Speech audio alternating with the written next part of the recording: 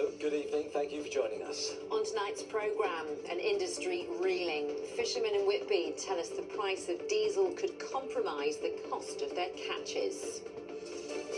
Meanwhile, it's being dubbed Awful April. We'll look at which of our household bills are going up and down from today. Health chiefs reassure parents after a suspected case of meningitis at a school in Yarm. And a chippy tea fit for a princess. South Shields' most famous fish and chip shop gets a royal visitor to celebrate their centenary.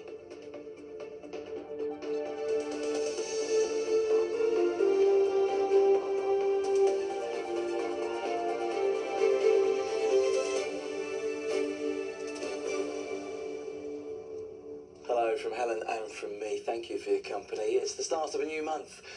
Awful April, some are already calling it. The Prime Minister has been defending his actions amid the rising costs in our household bills, some of which went up today. The price of fuel is also hitting us hard, not least at our East Coast harbours, where fishermen who rely on red diesel for their boats say they're concerned by rises of 50p a litre. Our political correspondent Tom Sheldrick will bring us the latest from the Prime Minister shortly. But first, our correspondent Fraser Maud has been talking to local fishermen about what they can see on the horizon. Whitby is one of the 3 biggest shellfishing ports in Europe, but that doesn't mean the industry here isn't struggling to survive. Now the higher fuel costs created by the conflict in the Middle East are pushing it even closer to the edge of sustainability. I mean, they're all businessmen, so they're going to make that call on the day. They're not doing it, just for the love of it. They're doing it, to make money. That's their jobs at the end of the day. So, if it's not viable, not profitable to go to sea, we might start seeing some changes in their business operations. Skipper of the Good Intent, James Cole, has been catching shellfish since the demise of Whitby's trawler fleet. Like all the other boat owners, he can't dictate the price of his catch. The buck stops with us. We can't pass it on. We get a price for our lobster, and we can't pass our costs on to anybody else. We have to take the hit, which means less wages for the crew and less money for the boat and the running costs. Much of the catch here is exported by road to Europe, another part of the industry at the mercy of rising fuel prices. James is lucky that the Good Intent is a relatively small boat with a very fuel-efficient engine. But for bigger boats with bigger engines, they may be landing bigger catches, but their costs are spiralling further and further out of control because of the fuel crisis. And it's those larger boats that we may well see being forced to tie up rather than go out to sea and earn a living. One of those larger boats is the R. Henry. Crewman Danny Marson is understandably worried about the future. With the fuel prices going up and everything, it's sort of taking money out of our pockets. It's less for us. It takes more off the catch, and obviously we get paid less when the fuel's higher. So you work on a share of the catch. Work on a share, yeah. So if the fuel prices go any higher, you're gonna have to tie up, and there's not much else you can do. As the waters here begin to warm up for summer, catches will improve, but prices per kilo will drop. So if fuel costs continue to rise, it could create the perfect storm. Fraser Maud, ITV News, Whitby. Well, the government say they've raised concerns about the red diesel prices with the competition's watchdog, and they stand ready to act to support the fishing industry. Well, let's speak to our correspondent Tom Sheldrick. Tom, it's a big day for our bills in a broader sense. Yes, Helen, quite aside from the conflict in the Middle East, it is the 1st of April, and so many annual price rises have kicked in. Here are some of the main ones. Council tax bills are increasing by 5% on average. Water bills are up by an average of £33 a year. The TV licence will increase by £5.50, and standard road tax is going up from £195 to £200. But the Prime Minister insisted today that the government are ahead of this, and some of their previously announced policies are now taking effect. The minimum wage has risen to £12.71 an hour for workers aged 21 and over. From next Monday, the state pension will rise by 4.8%, and universal credit payments will increase by 6.2%. while the energy price cap is down by 6.7% until the end of June. It is expected to jump up after that, linked to disruption to the Strait of Hormuz, which is vital for oil shipping. Keir Starmer was asked earlier if more cost of living support is coming. In relation to what might be needed later in the year, obviously we're working through contingencies. A lot of it will depend on how long the conflict goes on, how quickly the straits are open, because it's very difficult to assess at the moment what might be needed, say, in the winter, until we know the answer to that question. So we're looking at a number of contingencies, as you would expect. Well, the Liberal Democrats are calling for an urgent cost of living plan. Reform UK are pledging to scrap green levies and VAT on household energy bills. The Conservatives want that VAT on energy bills to be removed for the next 3 years. And the Green Party are calling for rent controls and the nationalisation of the water industry.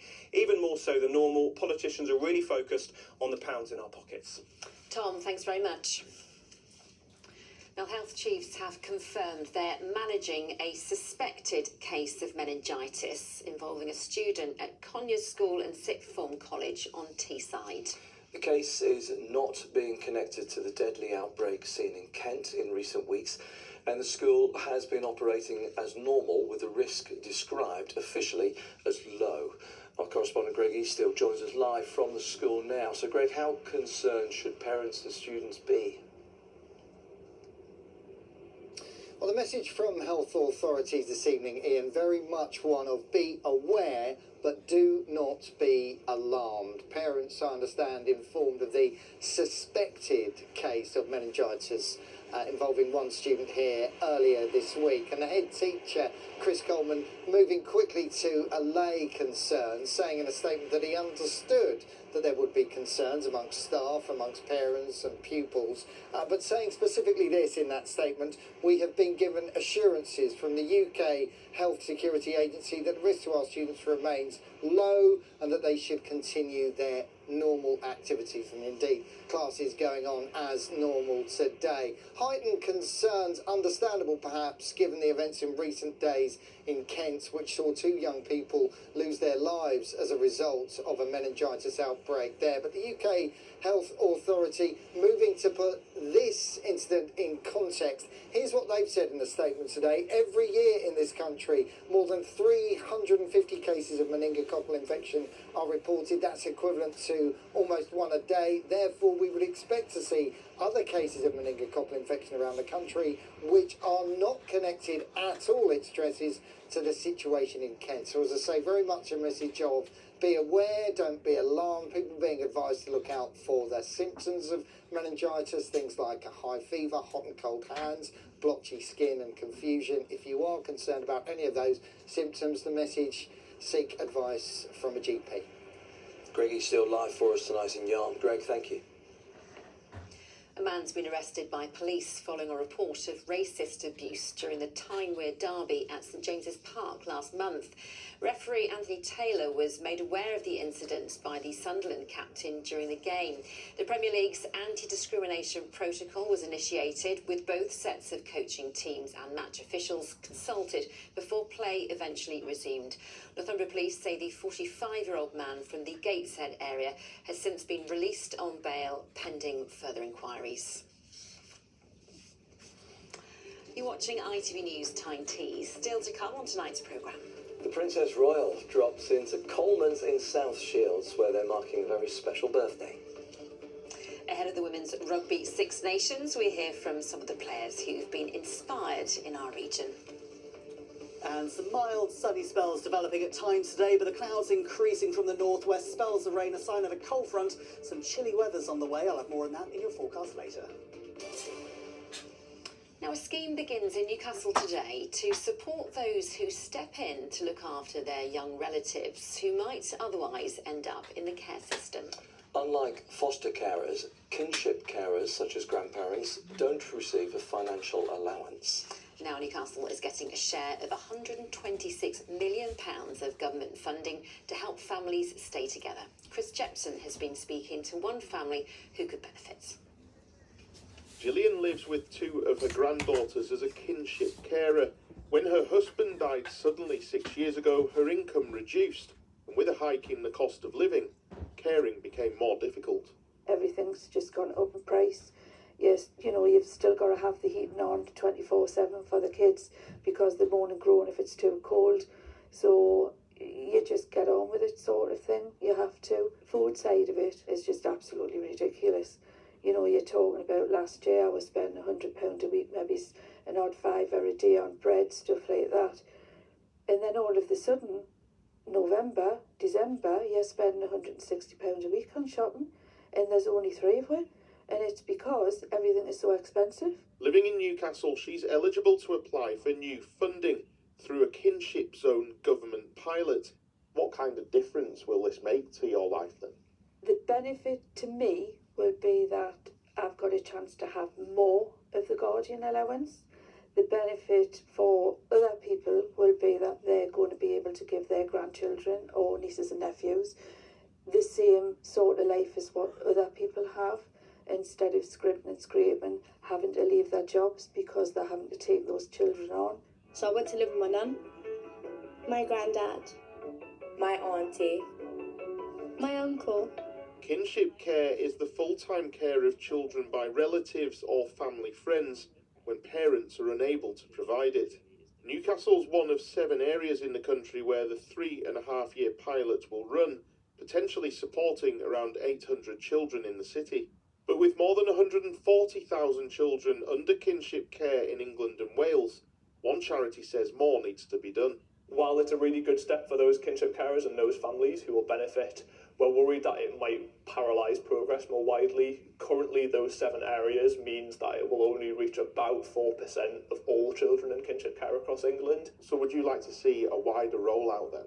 Ultimately, yeah, it's a good thing that the government recognise the current situation isn't working and that something needs to be done for kinship families.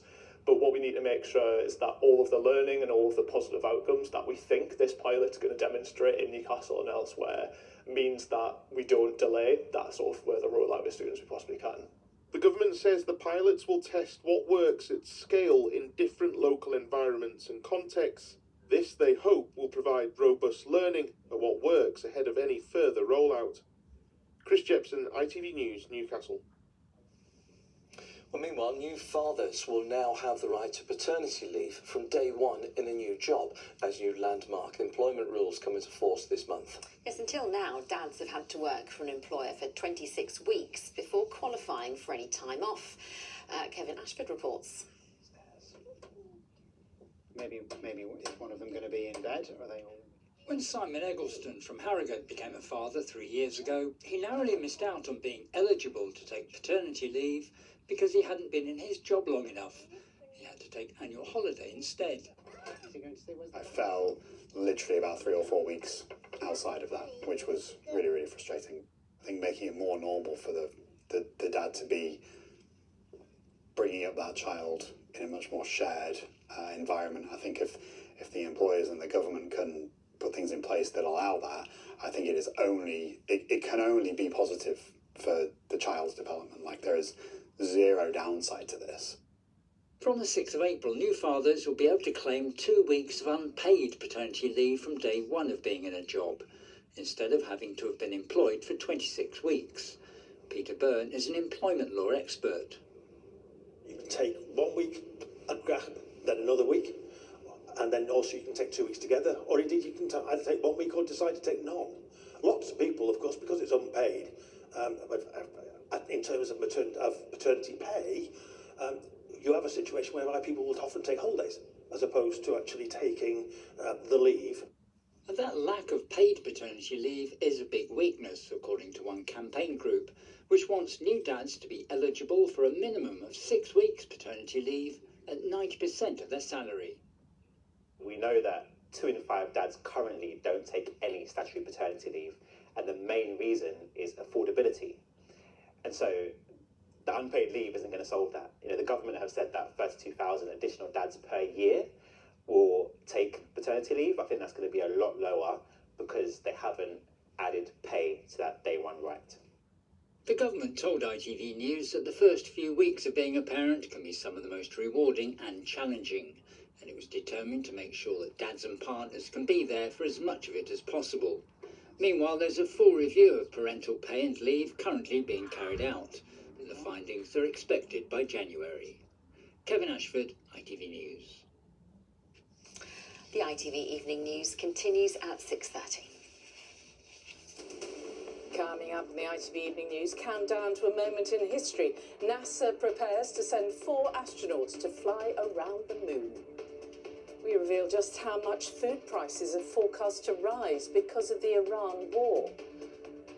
And Tiger Woods steps away from golf. The superstar seeks treatment after his arrest for driving under the influence. Would you join me for those stories and more at 6:30? Now, thousands of people use talking therapies for conditions including anxiety and depression. But in some places, demand is outweighing capacity. Well, one Wearside charity is reminding people waiting for counselling that other support is available while they wait to help them cope. As Katie Cole reports. Stephen Wilson from Washington comes to this cafe every day. He struggles with his mental health, and coming here for a chat and a cuppa has been life-saving. It keeps us sane. I like to come out on one, and I come down every day, and I try the stuff and that. I sit and have a good big crack with the lads and that, it's bloody great, man. It's like one big happy family, man. It's run by the charity Washington Mind, and staff see the difference it makes.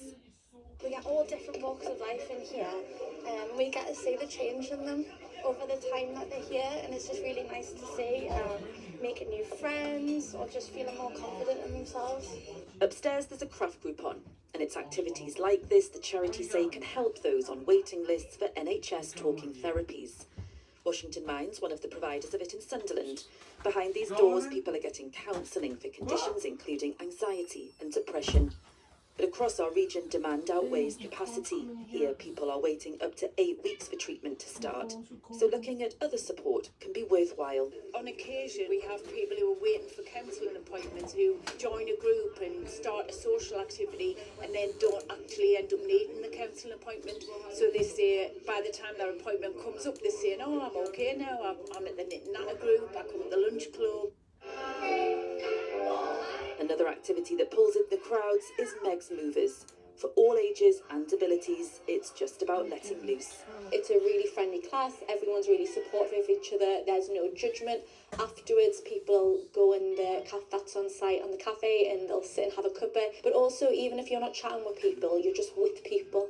And say if you've been sat alone all day, you've came to this space and you've had that socialising.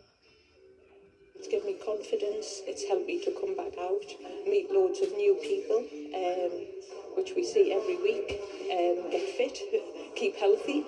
So yeah, it's all round it. I don't know them and they don't know me, but we're in it for fitness and we're in it for a laugh. Do you know what I mean? It's a sort of, it's good camaraderie really. 1 in 4 people will experience a mental health problem every year.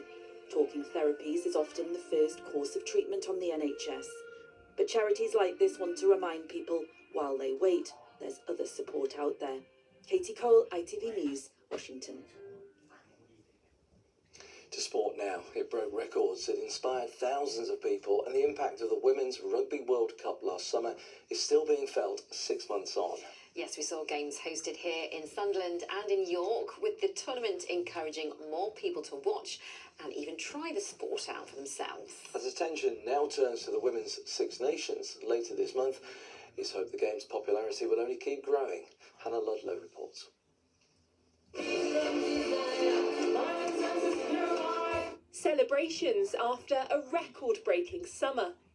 In September last year, the England women's rugby team lifted the World Cup trophy. It was just, you want to say a pinch me moment, but it wasn't even that. Your hair stood on the back of your neck, the national anthem in the crowd, the stadium, just singing it back at you and you can't even hear your own voice was, yeah, just something very special in itself. 6 months on, a new report shows the tournament certainly made an impact. Almost 450,000 tickets were sold, making it the most watched Women's Rugby World Cup ever. 94% of spectators said they'd go again. 83% of young women and girls felt inspired, and 74% said it motivated them to do more sport. I think it's so important for us as players to inspire and have a positive impact on communities, grassroots rugby, but also for older people to get down to their local clubs and pick up a ball. And they might not want to do contact, but you've got so many elements of the game that people can get involved in, and the game truly is for anybody. Among those inspired are players from Redcar Rugby Club in North Yorkshire. Throughout the World Cup, I actually realised I've got the drive and the motivation to step forward and become captain. It's had a massive impact across the country, but specifically in the North East has been fabulous because it was held in the North East. Especially a very much more male-dominated sport as rugby is. It's quite just amazing to see the girls just go forward and absolutely smash out the park. The Roses are inspiring. Their characters are inspiring. Their stories are inspiring. And we, as I say, it's our job as community clubs to embrace that and grow that and develop that. With the Women's Six Nations just days away, focus now turns to what's next.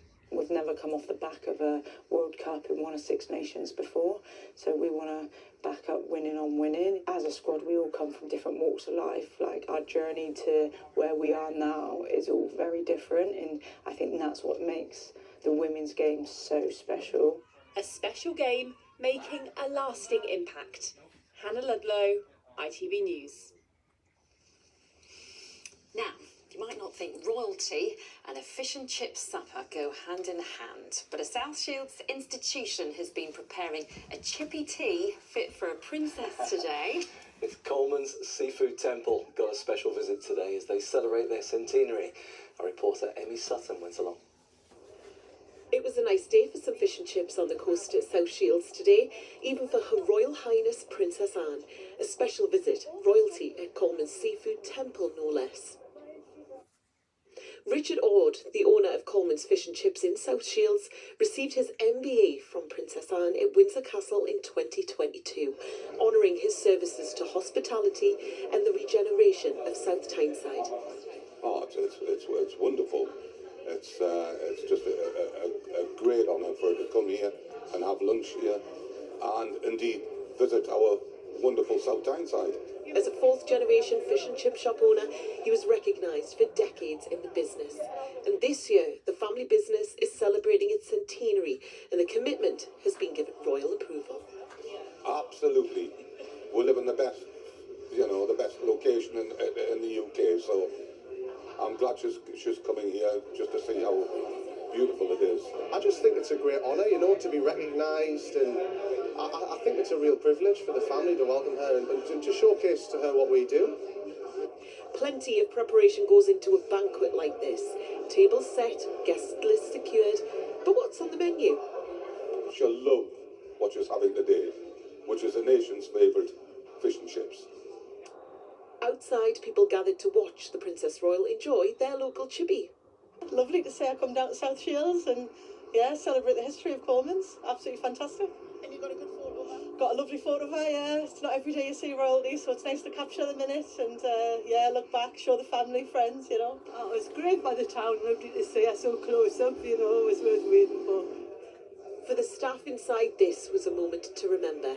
Pinky is an international student from Botswana. She can't wait to tell her family. It was surreal. It was a magical moment, if I must say. I think my mom is going to be absolutely impressed. She's going to be amazed. And I think working here, you'd never think you'd get such an opportunity. Coleman's have served plenty of people in its time, but for this guest, it was catch of the day. A final word from Her Royal Highness.